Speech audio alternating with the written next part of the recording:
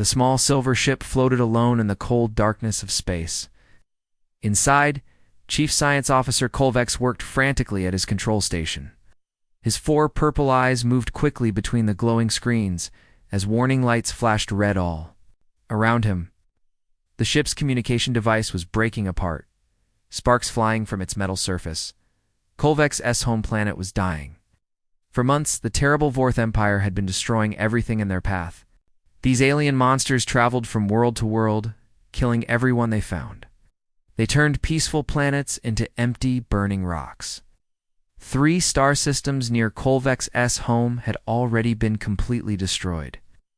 Billions of innocent people were dead. The Vorth ships looked like giant metal insects with long, sharp claws.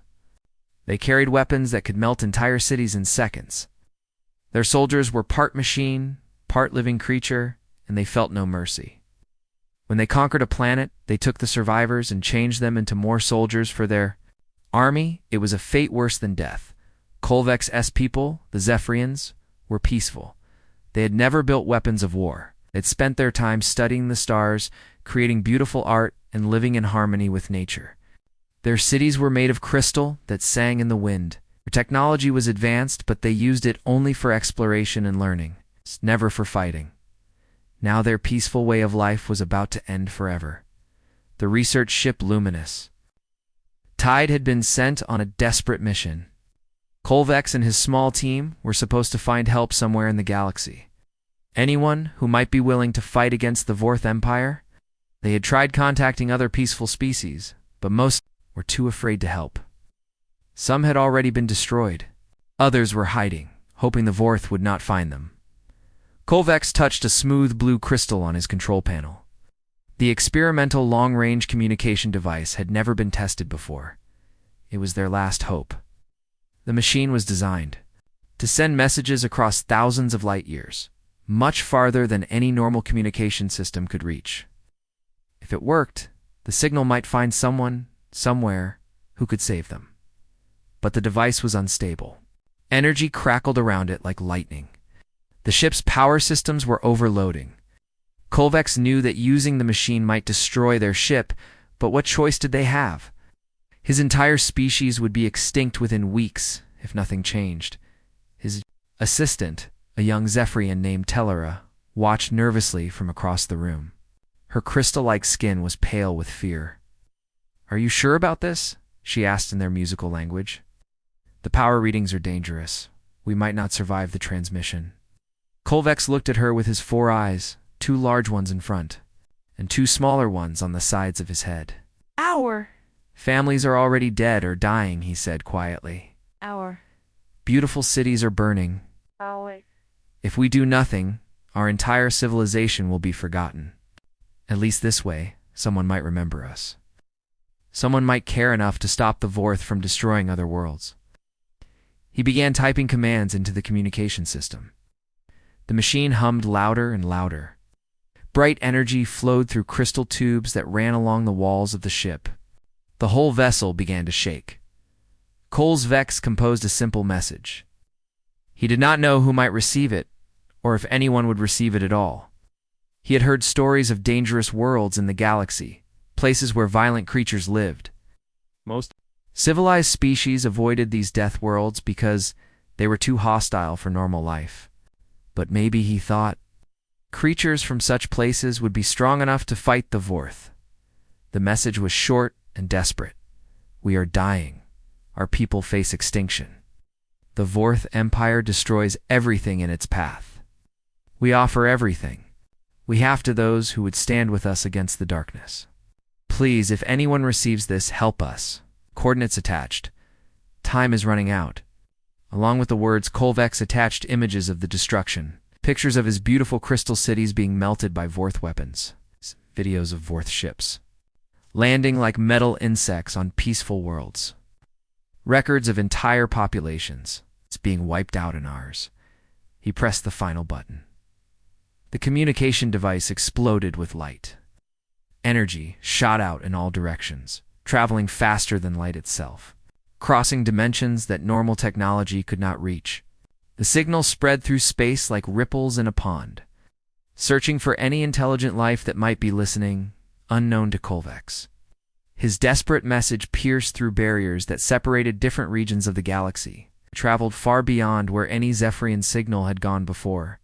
The message crossed into a quarantine zone that most civilized species marked as forbidden territory. It reached a small, blue, and green planet orbiting a yellow star. A world that galactic databases labeled as extremely dangerous. A place where the dominant species had evolved under conditions so harsh that they were considered impossible by most scientists. Creatures that had learned to survive in environments that would kill almost any other form of life. Kolvex collapsed into his chair, exhausted. The communication device was completely destroyed, smoking and sparking.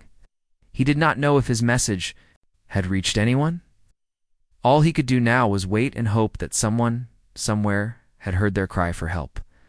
In the cold darkness of space, the small silver ship continued to drift, carrying the last hope of an entire civilization. The message arrived at Earth's Luna base at exactly 1432 Greenwich Mean Time. Admiral Haiyan Wu was drinking his morning coffee in the command center when every alarm in the facility began screaming at once. Out the large screens that normally showed peaceful star maps suddenly filled with flashing red warnings. "Sir," shouted Lieutenant Dayun from her station, "we're detecting an unknown signal. It's not coming from any human source. The pattern is completely alien." Haiyan Wu nearly dropped his coffee mug. In his 30 years of military service, he had never heard those words before. Earth had been listening to the stars for centuries, hoping to find signs of other intelligent life. Today, that life had found them first. The signal was weak but clear. It had traveled across impossible distances to reach their solar system. The computer systems worked frantically to decode the strange patterns of light and sound. Scientists rushed to their stations, their hands shaking with excitement and fear.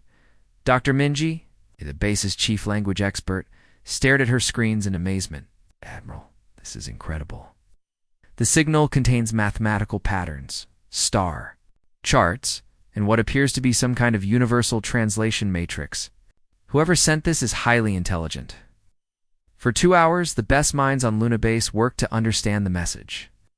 Slowly, piece by piece, the alien words began to make sense. When the translation was finally complete, the command center fell. Completely silent, the message was a cry for help. Admiral Berger read the decoded text 3 times before he fully understood what it meant. An entire alien civilization was facing extinction. These Zephyrians were peaceful people who had never known war. Now they were being destroyed by something called the Vorth Empire, a race of creatures that sounded like monsters from humanity's worst nightmares.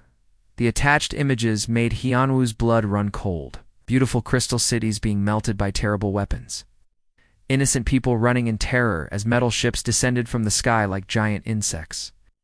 Entire planets turned into burning wastelands in a matter of hours. "Get President Sojin on the line immediately," Haiyan Wu ordered. "Emergency priority. Contact every military commander in the solar system. We need an emergency meeting within the hour." President Sojin's face appeared on the main screen 30 minutes later. She was a small woman with kind eyes, but Haiyan Wu could see steel in her expression when she understood the situation. "You're telling me that aliens are real and they're asking for our help?" she asked. "Yes, Madam President.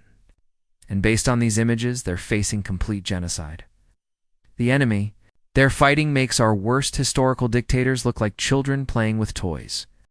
The emergency meeting lasted 3 hours. Every major leader on Earth joined the video conference. The President of the Americas, the Chancellor of the European Federation, the Premier of the Asian Alliance, and dozens of military commanders. From across the solar system, some argued for caution. "We don't know anything about these aliens," said General Wu Jin from Mars Base. "How do we know this isn't some kind of trap?"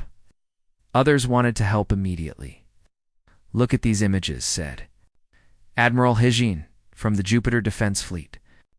"These are innocent people being slaughtered. If we have the power to help, how can we turn away?" The debate grew heated. Some worried that getting involved in an alien war might bring danger to Earth.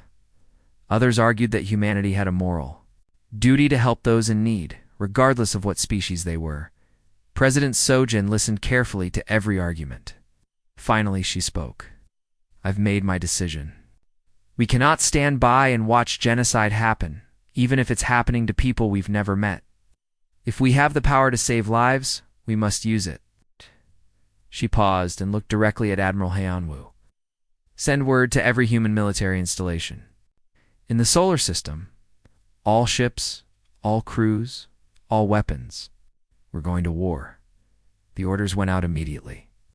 Within minutes, communication systems across the solar system were buzzing with activity. Military bases on Earth, Mars, Europa, Titan, and dozens of smaller colonies received the same message, Condition Omega. All fleets prepare for immediate deployment, coordinates to follow. Lieutenant Dayun watched her screens in amazement as responses poured in. Sir, I'm reading confirmations from everywhere. The Earth's defense fleet is mobilizing.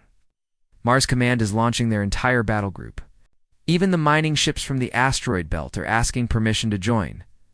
Admiral Hyeonwoo smiled grimly. Humanity had spent centuries preparing for the possibility of alien contact. They had built massive fleets of warships, developed weapons that could destroy entire asteroids and train soldiers who could fight in any environment. They had always assumed they would need these things to defend Earth from alien invaders. Now, for the first time, they would use their military might to defend aliens from other aliens. How long until we can reach the coordinates in the alien message? Hyeonwoo asked. Using our fastest FTL drives, approximately 18 hours, sir. Good. Send a response to the Zephyrians. Tell them help is coming. The message was transmitted. Back across the galaxy, Admiral Hyeonwoo looked out at the stars through the command center's large windows. Somewhere out there, innocent people were dying. But not for much longer. Humanity was coming to help, and they were bringing everything they had. The age of human isolation was over. The age of human expansion had begun. Captain Jinho stood on the bridge of the UES Indomitable, watching the swirling colors of faster-than-light travel through the main window. His massive warship was racing through space toward the coordinates the alien message had provided. The journey would take 18 hours, but every minute felt like an eternity. The Indomitable was one of humanity's most powerful vessels. It stretched over 1 kilometer long and carried enough weapons to level a small moon. Jinho had commanded this ship for 5 years, but he had never taken it into real combat. Today, that would change. Captain called out his communications officer, Lieutenant Thujin. I'm detecting multiple FTL signatures approaching our position. Lots of them. Ginho frowned. The mission was supposed to be secret, only the highest ranking. Military officials knew about the alien distress call. Can you identify the ships? The Jin's fingers moved quickly over her control panel. Her eyes grew wide as she read the results. Sir, I'm reading. This can't be right. I'm showing over. 100 ships dropping out of FTL drive near our position. On screen, Ginho ordered. The main display flickered to life, showing the space around their ship. What Ginho saw made his breath catch in his throat. Ships were appearing everywhere, emerging from the bright flashes of FTL travel like stars. Being born, these weren't enemy vessels. They were human ships from all across the solar system. A sleek battle cruiser materialized to their left, its hull painted with the red and gold colors of the Mars Defense Force. To their right, a massive carrier appeared, launching squadrons of fighters that bore the insignia of the Europa Naval Command. Behind them, a group of black stealth ships phased into view, their surfaces so dark they seemed to absorb light itself. My God, whispered Jinho.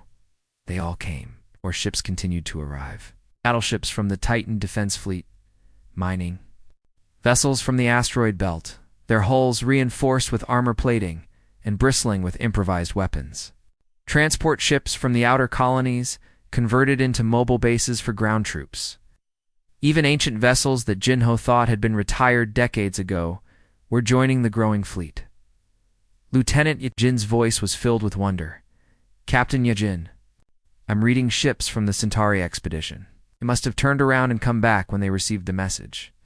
That's a 6-month journey each way. Jinho nodded slowly. The generation ships that had left Earth 20 years ago to establish humanity's first Interstellar colonies had abandoned their mission to come help complete strangers. It was the kind of sacrifice that made him proud to be human, Sir reported. His tactical officer, final count, shows 3,217 vessels. Every major fleet, every colonial defense force, every corporate security division. I'm even seeing ships from the deep space research stations. 3,000 ships. Jinho had never imagined that humanity possessed such a massive force. In times of peace, the various fleets rarely worked together. Earth's military protected the inner planets, while Mars handled the outer colonies, and the corporate fleets guarded their mining operations. But today, faced with the genocide of an innocent species, they had all come together as one. Captain Jin said, "We're receiving a transmission from the alien vessel. It's very weak, but I can make out the signal. Put it through." The bridge speakers crackled with static. Then a strange musical voice filled the air. What? The words were translated by the ship's computer, but Jinho could hear the fear and desperation in the alien's tone. "Human vessels. This is Chief Science Officer Kolvex of the Zephyrian research ship Luminous Tide. We... Ow, we did not expect so many of you to come. My worst sensors show your fleet is larger than our entire space navy." We are grateful beyond words. But we must warn you, the Vorth Empire is incredibly dangerous. They have destroyed civilizations far more advanced than ours. Jinho smiled and activated his communicator. "Kolvex, this is Captain Jinho of the United Earth Systems Navy. We received your distress call. We're here to help." Ow.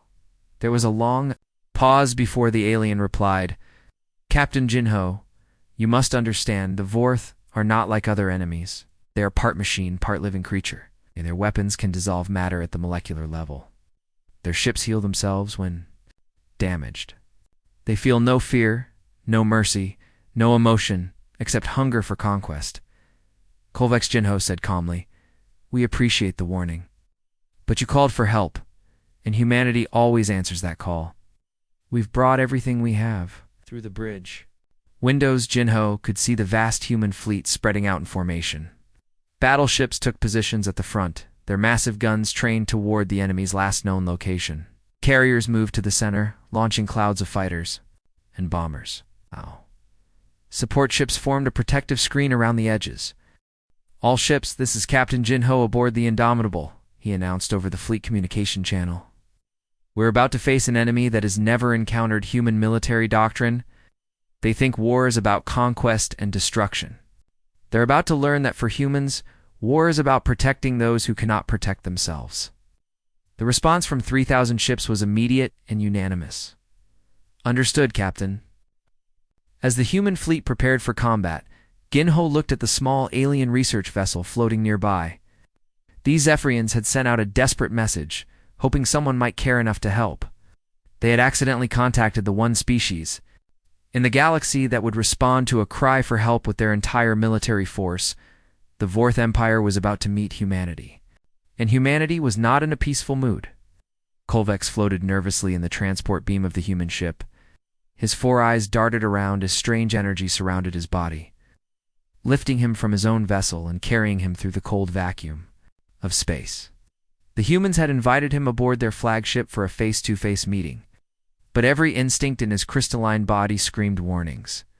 The sensor readings from the human fleet made no sense. These ships generated more power than entire Zephyrian cities. Their weapons could probably crack moons in half. Yet they claimed to be here to help, responding to a desperate message from complete strangers.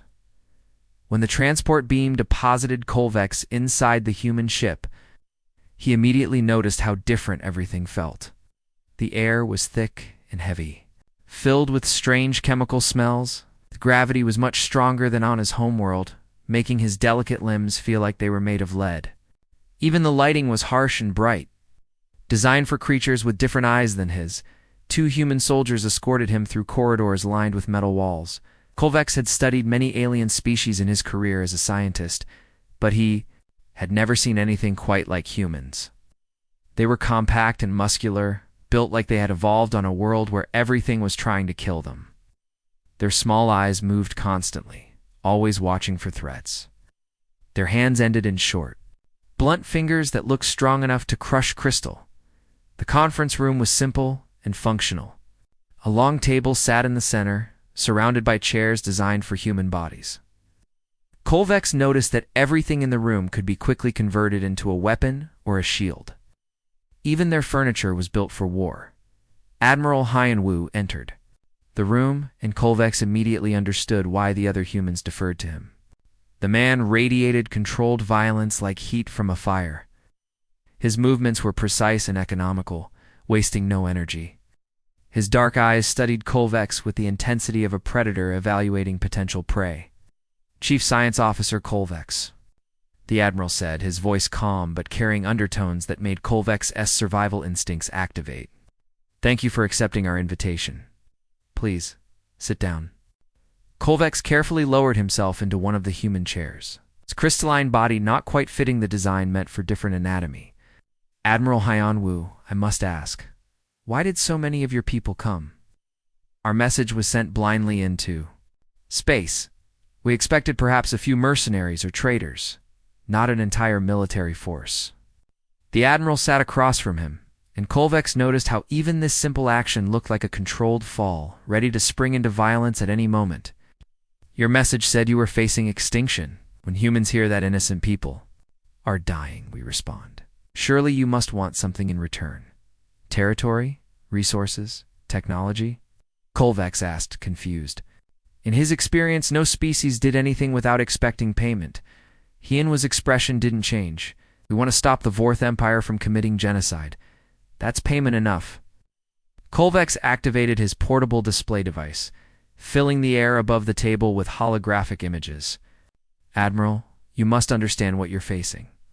The Vorth are not like any enemy you've encountered before." The first image showed a Vorth soldier. It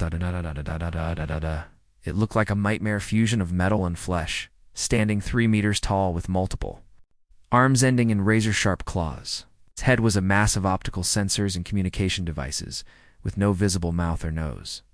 "They feel no pain," Kolvex explained. "No fear, no mercy. They are part biological organism, part machine.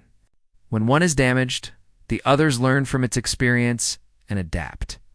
The next image showed a Vorth battleship. It resembled a giant insect made of black metal, with wing-like projections that could unfold into weapon arrays. Strange organic. Tubes ran along its surface, pulsing with green fluid. "Their ships can heal themselves," Kolvex continued. "They use biological components that regenerate damage over time. Their weapons fire concentrated acid that dissolves any known material. They also employ psychological warfare, broadcasts that can drive most species insane with terror." Admiral Hyanwu studied each image carefully, his expression never changing. Kolvex watched the human's face, expecting to see fear or concern. Instead, he saw something that chilled him to his crystalline core: recognition. "How many ships do they typically deploy in a single attack?" the Admiral asked. "Usually 50 to 100 vessels, depending on the target's strategic value," Kolvex replied. "What's their standard battle formation?" "They prefer to surround their targets, attacking from all directions simultaneously to prevent escape." "How do they respond to unexpected tactics?" Kolvex paused, surprised by the question. I don't understand. No one has ever used unexpected tactics against them. Every species they've encountered either surrenders immediately or is destroyed before they can mount an effective defense. Admiral Hyanwu leaned back in his chair, and for the first time since the meeting began, he smiled. It was not a pleasant expression. "Chief Science Officer, you called for help because your people are peaceful. You've never developed military doctrine or studied the art of war. The Vorth Empire has been successful because they've only fought other peaceful species." The Admiral stood up and walked to the room's large window, which showed the massive human fleet spread across space like a constellation of metal stars. "They've never fought Deathworlders before," he continued. "They've never faced a species that evolved by competing with creatures that make their soldiers look fragile. They've never encountered an enemy that considers their psychological warfare techniques to be mild compared to a normal Tuesday on our homeworld." Kolvex felt something cold settle in his chest as he realized what the Admiral was saying. These humans weren't afraid of the Vorth Empire. They were looking forward to fighting them. "Show us where their main fleet is located, Admiral Hyanwu," said, turning back to face Kolvex. It's time they learned what happens when predators meet apex predators. The Vorth War fleet descended on the Zephyrian colony of Kepler 442 like a swarm of metal locusts. Admiral Zekthal commanded the assault from his flagship, some massive biomechanical horror that pulsed with organic tubes and bristled with acid cannons. He had destroyed 47 civilizations in his long career, and this would be just another easy victory. The colony below was beautiful, with crystal spires that sang in the wind and gardens that glowed with bioluminescent plants. Soon it would all be melted slag, and the survivors would be processed into new soldiers for the Vorth Empire. Zekthal's 3 optical sensors focused on the planet as his fleet of 80 ships moved into attack position. Begin the fear broadcasts, he commanded his communications officer. Drive them mad with terror before we land. The psychological warfare transmissions began immediately, sending waves of pure horror toward the planet's surface. These broadcasts had broken the minds of entire populations, making conquest effortless. Zekthal waited for the usual reports of mass panic and suicide. Instead, his sensors detected something impossible. Ships were emerging from hyperspace near the planet. Lots of ships. More ships than some species possessed in their entire military? Report, Zekthal demanded. Unknown fleet approaching, Admiral. 3,000 vessels and counting. They appear to be ... primitive. Single-hull designs, kinetic weapons, chemical propulsion systems. Zekthal's mechanical mind processed this information. Some backward species had apparently decided to interfere. It didn't matter. The Vorth had faced primitive civilizations before. They would simply destroy these fools along with the Zephyrians. All ships, prepare for combat. This will be over quickly. But as the human fleet spread out in battle formation, Zekthal began to notice strange things. The enemy ships weren't trying to flee. They weren't broadcasting surrender messages. Instead, they were advancing directly toward his fleet in a coordinated attack pattern. The first wave of human fighters screamed through space at incredible speeds. Captain Mina piloted her interceptor through a cloud of Vorth bioprojectiles. Her enhanced reflexes, allowing her to dodge attacks that should have been impossible to avoid. Behind her, a squadron of bombers released their payloads toward the enemy flagship. The bombs weren't designed to destroy, they contained something much worse. Swarms of microscopic nanites spread across the Vorth ship's hull, infiltrating the biological components and beginning to reprogram them. Enemy's greatest strength, their ability to heal and adapt, was being turned against them. Zekthal watched in confusion as sections of his ship began to malfunction. "What kind of weapon is this?" he demanded. His science officer's voice was filled with panic. "Admiral, they're not trying to destroy our ships. They're corrupting our biological systems. Our own healing processes are working against us." The main battle began as human capital ships moved into range. Admiral Hyenwu stood on the bridge of the Indomitable, watching as Vorth acid cannons fired streams of molecule-dissolving death toward his fleet. The weapons were terrifying, capable of eating through any known material, but the humans had prepared for this. Their ship's armor wasn't made of standard metals. It was composed of materials designed to withstand the acidic rain of Venus and the crushing pressures of Jupiter's atmosphere. What seemed like ultimate weapons to other species were merely unpleasant hazards to creatures from a death world. "All ships advance and engage," Hyenwu commanded. "Show them what Earth's children can do." The human fleet charged forward through the Vorth's acid bombardment, their hulls scarred but intact. When they reached firing range, they unleashed weapons that made the enemy's arsenal look primitive. Railguns fired projectiles at relativistic speeds, plasma cannons superheated sections of space. Nuclear torpedoes detonated in brilliant flashes that lit up the battlefield, but it was the psychological warfare that truly shocked the Vorth. They had spent centuries perfecting broadcasts that could drive any species insane with fear. When they tried to use these weapons against the humans, nothing happened. "Why aren't they affected?" Quell screamed at his communications officer.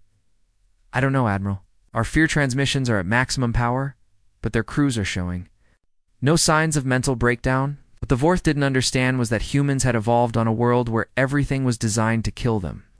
They had survived ice ages, plagues, predators, and natural disasters that would have wiped out any other species. The artificial terrors of the Vorth Empire were nothing compared to what humans faced every day on their homeworld. Captain Jinho laughed as he listened to the enemy's psychological attacks. "Is that supposed to be scary?" he asked his crew. "It sounds like a gentle lullaby compared to a thunderstorm on Earth." The battle raged for hours, but the outcome was never in doubt. The Vorth had never faced an enemy that could match their adaptability with innovation. Their brutality with controlled violence, their unity with coordination born from millions of years of surviving together. When the last Vorth ship was either destroyed or captured, Admiral Zekthal found himself trapped in the wreckage of his flagship, facing a human boarding party. The soldiers who entered his command center moved with the fluid grace of apex predators, their weapons trained on every possible threat. "Surrender," commanded the human team leader, a woman whose eyes held no fear, only determination. Zekthal's mechanical voice crackled with disbelief. What are you?" The humans smiled, showing teeth that had evolved for tearing meat. "We're the species you should never have threatened. We're Deathworlders." As news of the victory spread across the galaxy, Kolvek sat in the observation deck of the Indomitable, watching human ships patrol the space around his rescued colony. For the first time in months, he felt safe. These strange creatures from the Forbidden World had not only answered his desperate call for help, they had completely destroyed an enemy that had seemed invincible. The Vorth Empire, masters of biological warfare and conquerors of civilizations, had learned too late that there were worse things in the galaxy than themselves. The humans had introduced the universe to its new apex predators. The galaxy would never be the same.